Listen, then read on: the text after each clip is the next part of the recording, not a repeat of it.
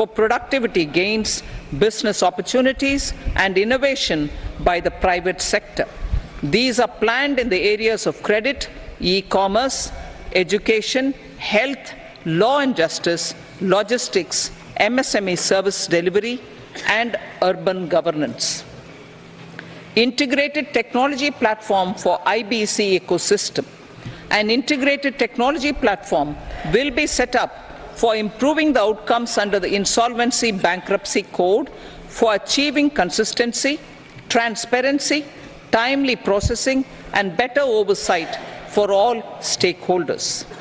Voluntary closure of LLPs.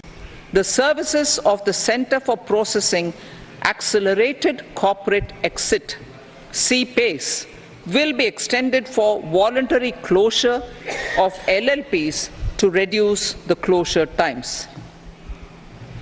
National Company Law Tribunals.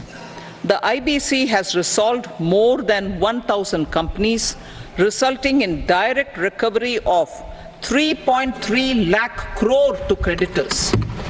3.3 lakh crore rupees to creditors. In addition, 28,000 cases involving over 10 lakh crore rupees have been disposed of even prior to admission.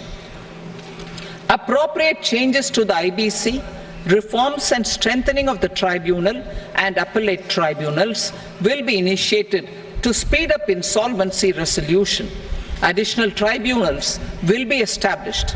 Out of those, some will be notified to decide cases exclusively under the Companies Act. Debt recovery. Steps for reforming and strengthening debt recovery tribunals will be taken. Additional tribunals will be established to speed up recovery. Priority 5, urban development. Cities as growth hubs. Working with states, our government will facilitate development of cities as growth hubs. This will be achieved through economic and transit planning and orderly development of peri-urban areas utilizing town planning schemes. Creative redevelopment of cities. For creative brownfield redevelopment of existing cities with a transformative impact, our government will formulate a framework for enabling policies, market-based mechanisms, and regulation. Transit-oriented development. Transit-oriented development plans for 14 large cities with a population above 30 lakh will be formulated, along with an implementation and financing strategy. Urban housing. Under the PM Awas Yojana, Urban 2.0, housing needs of 1 crore urban poor and middle-class families will be addressed with an investment of 10 lakh crore rupees. This will include the central assistance of 2.2 lakh crore rupees in the next 5 years. A provision of interest subsidy to facilitate loans at affordable rates is also envisaged. In addition, enabling policies and regulations for efficient and transparent rental housing markets with enhanced availability will also be put in place. Water supply and sanitation. In partnership with state governments and multilateral development banks, we will promote water supply, sewage treatments, and solid waste management projects and services for 100 large cities through bankable projects. These projects will also envisage use of treated water for irrigation and filling up of tanks in nearby areas. Street markets. Building on the success of PM Swanidhi scheme in transforming the lives of street vendors, our government envisions a scheme to support each year over the next 5 years the development of 100 weekly hearts or street food hubs in select cities. stamp duty. We will encourage states which continue to charge high stamp duty to moderate the rates for all and also consider further lowering duties for properties purchased by women. This reform will be made an essential component of urban development schemes. Priority 6, energy security, energy transition. In the interim budget, I had announced our strategy to sustain high and more resource-efficient economic growth, along with the energy security in terms of availability, accessibility, and affordability. We will bring out a policy document on appropriate energy transition pathways that balances the imperatives of employment, growth, and environmental sustainability. PM Surya Ghar Muft Bijli Yojana. PM Surya Ghar Muft Bijli Yojana. In line with the announcement in the interim budget,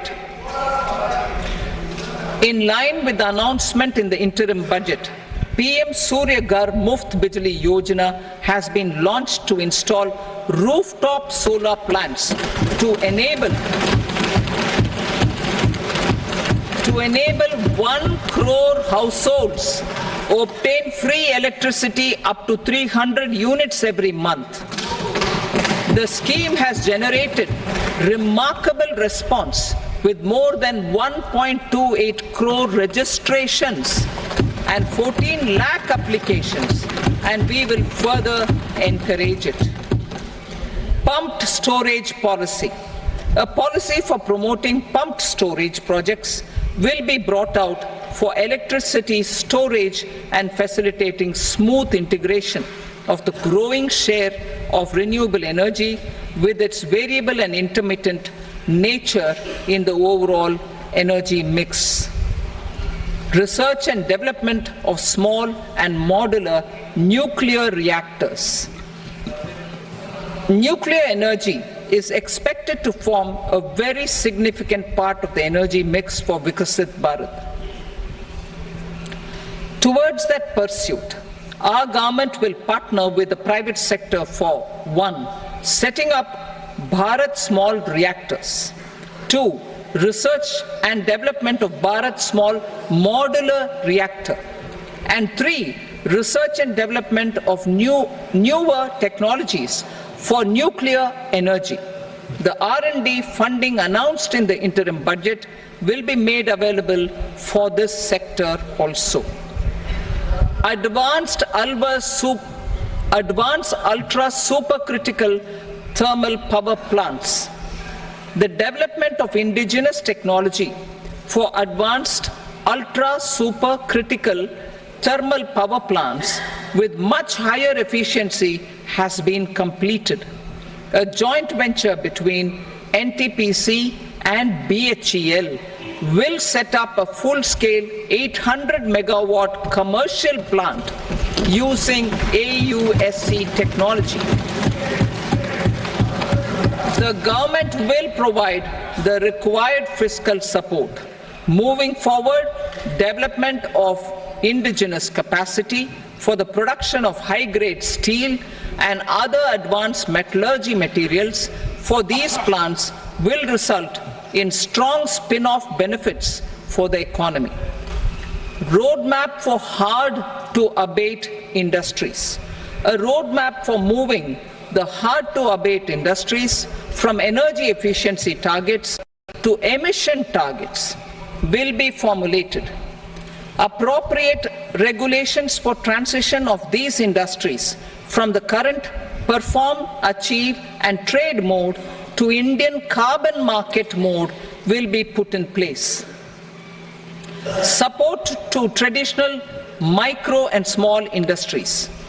An investment-grade energy audit of traditional micro and small industries in 60 clusters, including brass and ceramic, will be facilitated.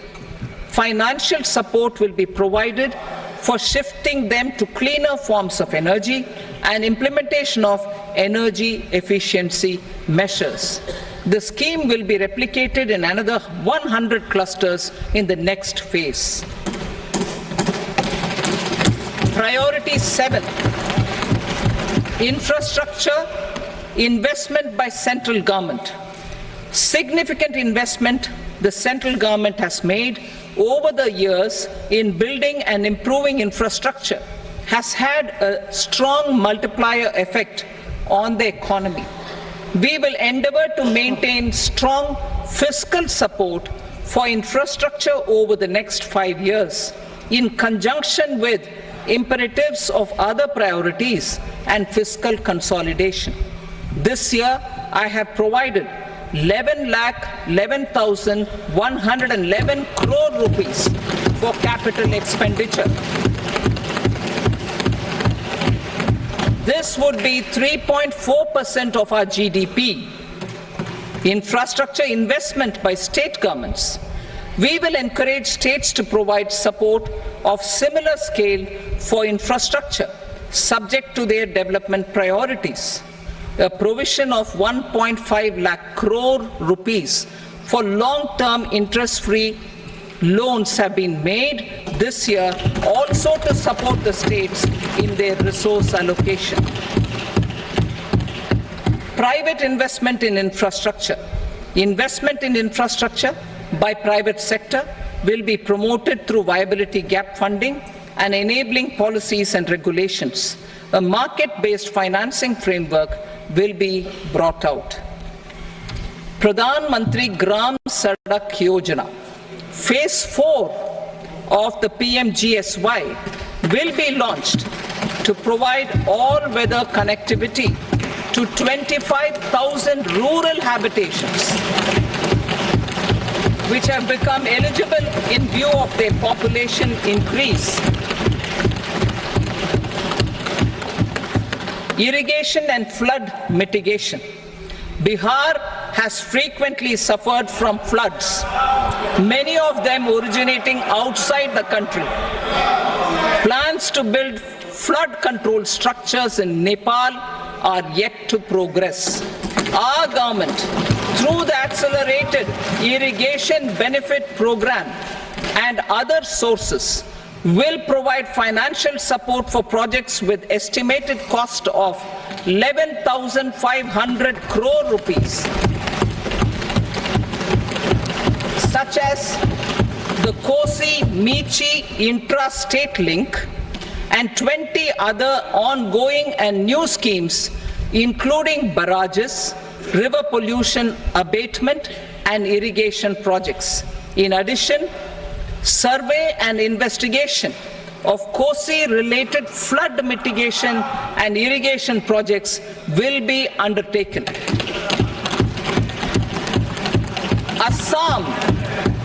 Assam grapples with floods every year by the Brahmaputra River and its tributaries originating outside India. We will provide assistance to Assam for flood management and related projects.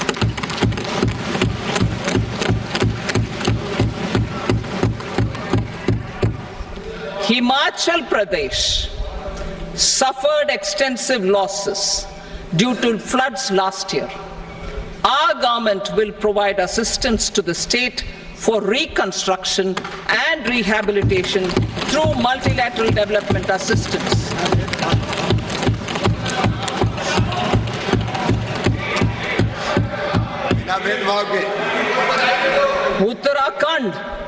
Uttarakhand too suffered losses due to cloudbursts and massive landslides. We will provide assistance to the state. Recently, Sikkim witnessed devastating flash floods and landslides that wreaked havoc across the state. Our government will provide assistance to the state. Tourism has always been a part of our civilization. Our efforts in positioning India as a global tourist destination will also create jobs, stimulate investments, and unlock economic opportunities for other sectors. In addition to the measures outlined in the interim budget, I propose the following measures. Vishnupad Temple at Gaya and Mahabodhi Temple at Bodh Gaya in Bihar are of immense spiritual significance. Comprehensive development of Vishnupad Temple Corridor and Mahabodhi Temple Corridor will be supported, modeled on the successful Kashi Vishwanath Temple Corridor to transform them into world-class pilgrim and tourist destinations. Rajgir holds immense religious significance for Hindus, Buddhists and Jains.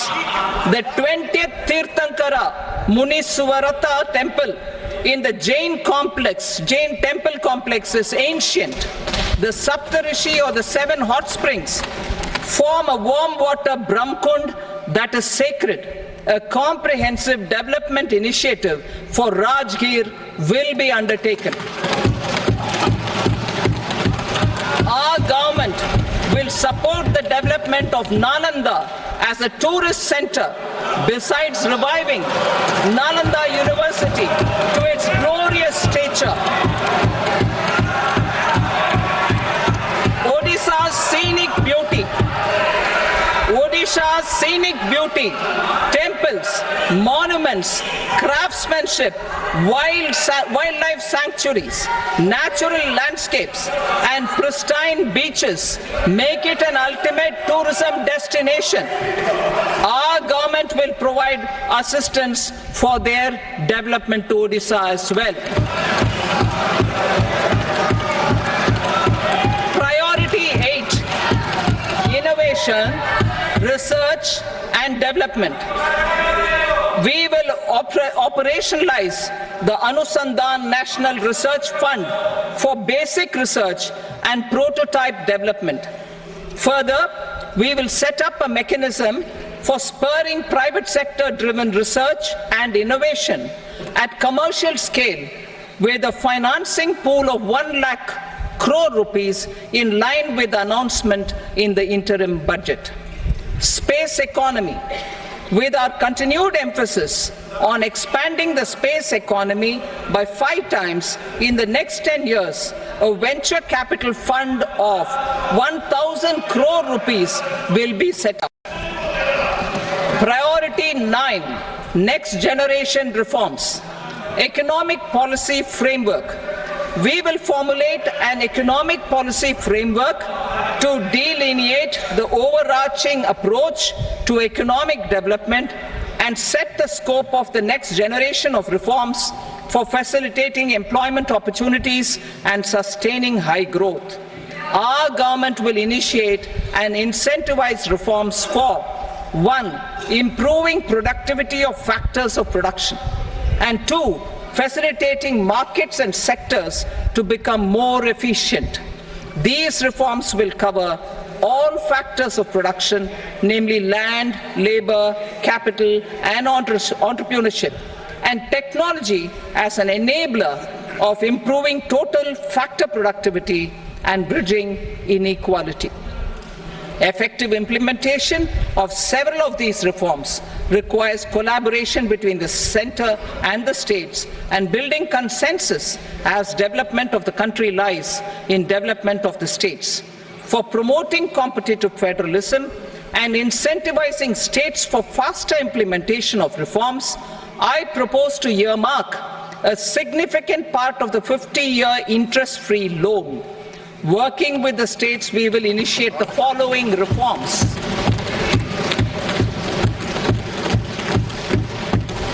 Land-related reforms and actions, both in the rural and urban areas, will cover land administration, will cover 1. Land administration, planning and management, and 2. urban planning usage and building bylaws. These will be incentivized for completion within the next 3 years through appropriate fiscal support. Rural land-related actions. Rural land-related actions will include 1. Assignment of unique land parcel identification number, UL PIN, or Bhu Aadhaar for all lands. 2. Digitization of cadastral maps. 3. Survey of subdivisions, survey of map subdivisions as per current ownership. 4. Establishment of land registry. And 5. Linking to the farmers registry. These actions will also facilitate credit flow and other agricultural services. Urban land-related actions. Land records in urban areas will be digitized with GIS mapping. An IT-based system for property record administration, updating, and tax administration will be established. These will also facilitate improving the financial position of urban local bodies. Labor-related reforms. Services to labor. Our government will facilitate the provision of a wide array of services to labor, including those for employment and skilling. A comprehensive integration of e-Shram portal with other portals will facilitate such one-stop solution.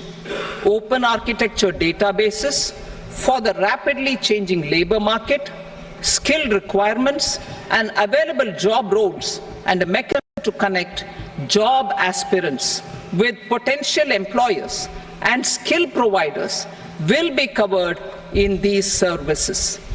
Shram Suvidha and Samadhan portal. Shram Suvidha and Samadhan portal will be revamped to enhance ease of compliance for industry and trade. Capital and entrepreneurship related reforms, financial sector vision and strategy. For meeting financing needs of the economy, our government will bring out a financial sector vision and strategy document to prepare the sector in terms of size,